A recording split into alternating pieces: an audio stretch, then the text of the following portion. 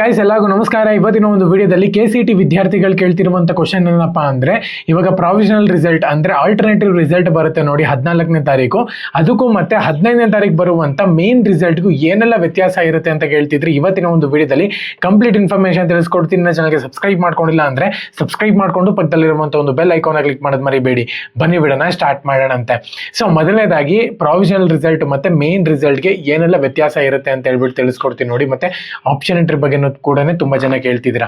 So main ಆಗಿ provision result ನಿಮ್ಮ ಒಂದು ಮಾರ್ಕ್ ರಿಸಲ್ಟ್ ಏನಿದೆ ನೋಡಿ, ಅದರಲ್ಲಿ ನಿಮಗೆ ಒಂದು ಒಳ್ಳೆ ಕಾಲೇಜ್ ಅಲಾಟ್ಮೆಂಟ್ ಆಗಿದೆ ಅಂತ ಹೇಳೋದಾದ್ರೆ ಪ್ರಾವಿಷನಲ್ ರಿಸಲ್ಟ್ ಅಲ್ಲಿ ಅಂದ್ರೆ ಆಲ್ಟರ್ನೇಟಿವ್ ರಿಸಲ್ಟ್ ಅಲ್ಲಿ ಆ ಒಂದು ಕಾಲೇಜ್ ನಿಮಗೆ ಸೆಲೆಕ್ಟ್ ಆಗಲ್ಲ ಅಂತಾನೆ ಹೇಳ್ಬೋದು. ಸೊ ಚೇಂಜಸ್ ಆಗುತ್ತೆ. ತುಂಬ ಲಕ್ಕಿ ಅವರಿಗೆ ಮಾತ್ರನೇ ಮಾರ್ಕ್ ರಿಸಲ್ಟಲ್ಲಿ ಒಳ್ಳೆ ಕಾಲೇಜ್ ಬಂದಿದ್ರೆ ನಿಮಗೆ ಪ್ರಾವಿಷನಲ್ ರಿಸಲ್ಟನ್ನು ಕೂಡ ಸೆಲೆಕ್ಷನ್ ಆಗೋದು ಆ ಒಂದು ಕಾಲೇಜು.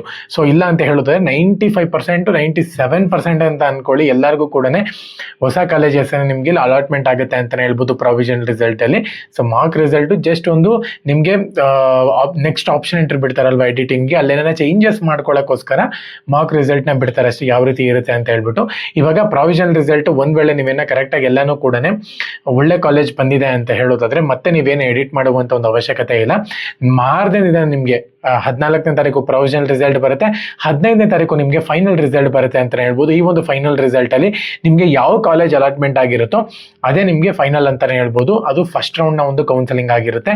ಸೊ ಇದರಲ್ಲಿ ಯಾವ ಫಸ್ಟ್ ರೌಂಡ್ ಆಫ್ ಕೌನ್ಸಲಿಂಗ್ ಅಲ್ಲಿ ಯಾವೆಲ್ಲ ಕಾಲೇಜ್ ಅಲಾಟ್ಮೆಂಟ್ ಆಗಿರುತ್ತೆ ನಿಮಗೆ ಒಂದೇ ಕಾಲೇಜಲ್ಲಿ, ಯಾವೆಲ್ಲ ಕಾಲೇಜ್ ನೀವು ಆಪ್ಷನ್ ಎಂಟ್ರಿನಲ್ಲಿ ಹಾಕಿರ್ತೀರೋ ಅದರಲ್ಲಿ ಒಂದು ಕಾಲೇಜ್ ಅಲಾಟ್ಮೆಂಟ್ ಆಗಿರುತ್ತೆ.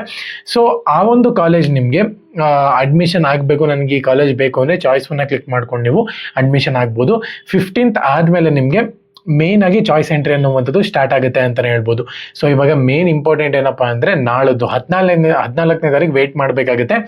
11 ಗಂಟೆಗೆ ನಿಮ್ಮ ಒಂದು ಪ್ರಾವಿಷನಲ್ ರಿಸಲ್ಟ್ನ ಬಿಡ್ತಾರೆ.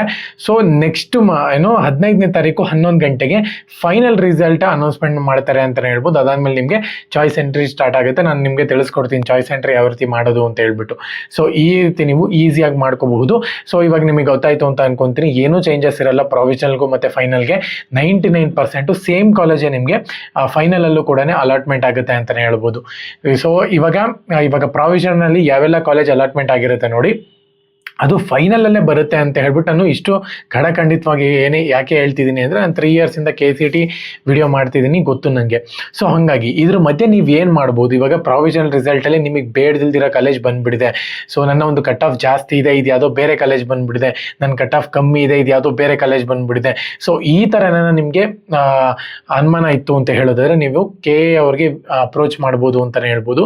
ಸೊ ನೀವೊಂದು ರಿಪೋರ್ಟ್ನ ಇದು ಮಾಡ್ಬೋದು KA ಓಕೆನಾ, ಇಲ್ಲಾಂದರೆ KA ಆಫೀಸ್ಗೂ ಕೂಡ ವಿಸಿಟ್ ಮಾಡ್ಬೋದು. ಸೊ ಈ ಥರ ನಂದು ಪ್ರಾಬ್ಲಮ್ ಆಗಿದೆ, ಕಟ್ ಆಫ್ ನಾನು ಜಾಸ್ತಿ ಇದೆ, ಕಮ್ಮಿ ಇದೆ, ನನಗೆ ಈ ಕಾಲೇಜ್ ಬಂದಿದೆ, ನನಗೆ ಫೈನಲ್ ರಿಸಲ್ಟನ್ನು ಕೂಡ ಈ ಕಾಲೇಜ್ ಬಂದಿದೆ. ಸೊ ಅದಕ್ಕೋಸ್ಕರನೇ ಅವ್ರು ಇಟ್ಟಿರುವಂಥದ್ದು ಚಾಯ್ಸ್ ಎಂಟ್ರಿ ಮಾಡಿಕೊಂಡು ನೀವು ನೆಕ್ಸ್ಟ್ ರೌಂಡ್ಗೆ ಹೋಗಿ. ಸೊ ಒಂದು ವೇಳೆ ನೀವು ಚಾಯ್ಸ್ 3ನ ಕ್ಲಿಕ್ ಮಾಡಿದ್ದೀರಾ ಅಂದರೆ ಆ ಒಂದು ಕಾಲೇಜಿಗೆ ಹೋಗುತ್ತೆ, ನಿಮಗೆ ಬೇರೆ ಕಾಲೇಜ್ ಆಲ್ಟರ್ನೇಟಿವ್ ಆಗಿ ನಿಮಗೆ ಸೆಕೆಂಡ್ ರೌಂಡಲ್ಲಿ ಅಲಾಟ್ಮೆಂಟ್ ಆಗುತ್ತೆ ಅಂತಲೇ ಹೇಳ್ಬೋದು. ಸೊ ಓಕೆನಾ. ಸೊ ಫೈನಲ್ ಆಗಿ ನಿಮಗೆ ಥರ್ಡ್ ರೌಂಡಲ್ಲಿ ಯಾವ ಕಾಲೇಜ್ ಅಲಾಟ್ಮೆಂಟ್ ಆಗಿರುತ್ತೋ ಅದೇ ಕಾಲೇಜ್ಗೆ ಹೋಗಬೇಕಾಗುತ್ತೆ. ಸೆಕೆಂಡ್ ರೌಂಡಲ್ಲೇ ನೀವು ಡಿಸೈಡ್ ಮಾಡ್ಕೊಬಿಡ್ಬೇಕು, ನನಗೆ ಈ ಕಾಲೇಜ್ಗೆ ಹೋಗ್ಬೇಕಾ ಬೇಡವಾ ಅಂತ ಹೇಳಿ. ಏನಕ್ಕೆ ಅಂದರೆ ಥರ್ಡ್ ರೌಂಡ್ ಆದಮೇಲೆ ನಿಮಗೆ ಯಾವುದೇ ಕಾರಣಕ್ಕೂ ನೀವು ಮ್ಯಾನೇಜ್ಮೆಂಟ್ ಸೀಟ್ಗೆ ಹೋಗ್ತೀರಾ ಅಂದ್ರೂ ಕೂಡ ಚಾನ್ಸಸ್ ಇರೋದಿಲ್ಲ. ಸೊ ಹಾಗಾಗಿನೇ ಸೆಕೆಂಡ್ ರೌಂಡಲ್ಲೇ ನೀವು ಎಕ್ಸಿಟ್ ಆಗಂಗಿದ್ರೆ ಎಕ್ಸಿಟ್ ಆಗ್ಬೋದು. ಓಕೆನಾ. ಸೊ ಈ ರೀತಿ ಒಂದು ಪ್ರೋಸೆಸ್ ಇರುತ್ತೆ ಅಂತ ಹೇಳ್ಬೋದು. ನೀಟ್ ಅವ್ರಿಗೂ ಕೂಡ ಸೇಮ್ ಇದೇ ಥರನೇ ಇರುತ್ತೆ.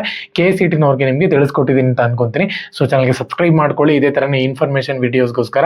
ಇನ್ನು ನಿಮಗೆ KCETಯಲ್ಲಿ ಆಗಿರ್ಬೋದು ಅಂದರೆ ಆಪ್ಷನ್ ಎಂಟ್ರಿನಲ್ಲಿ ಆಗಿರ್ಬೋದು ಅಥವಾ ಈ ಚಾಯ್ಸ್ ಎಂಟ್ರಿನಲ್ಲಿ ಆಗಿರ್ಬೋದು, ಇದ್ರ ಬಗ್ಗೆ ಡೌಟ್ ಏನಾರ ಇತ್ತು ಅಂತ ಹೇಳಿದ್ರೆ ಕಮೆಂಟ್ ಸೆಕ್ಷನ್ ಕಮೆಂಟ್ ಮಾಡಿ.